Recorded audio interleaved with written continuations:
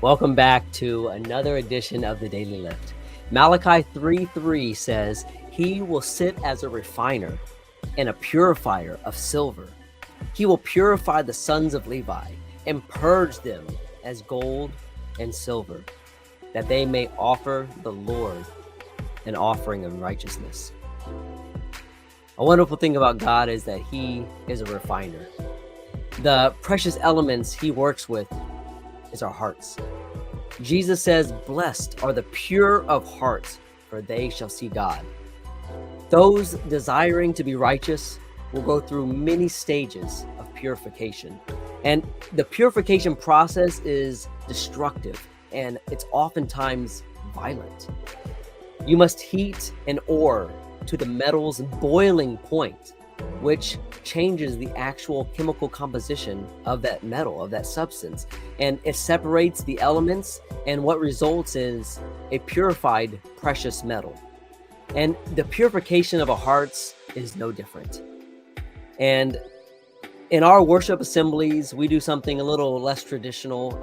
For the last year or so, we have reserved our evening services for a Bible study, and we discuss the sermon topic, and we talk about application, we ask questions.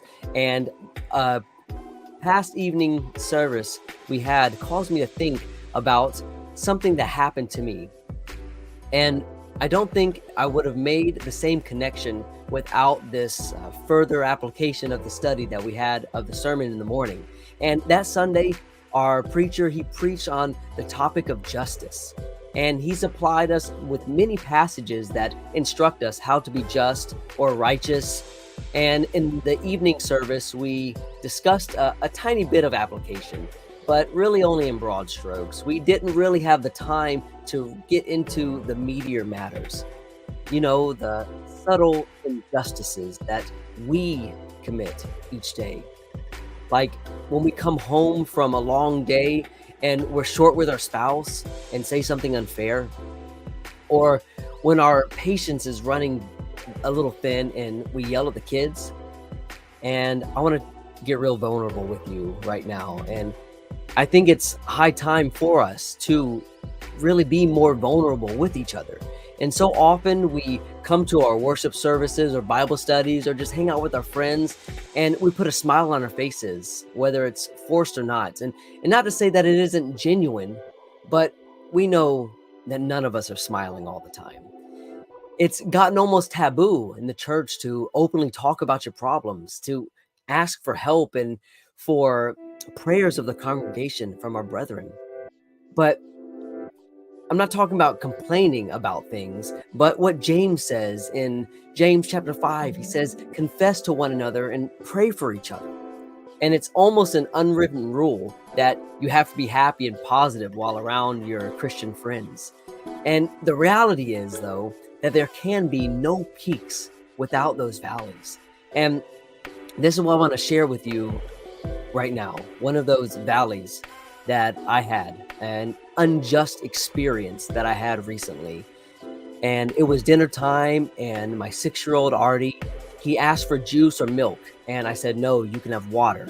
And he responded with, I never get anything but water. And I reacted to him with anger.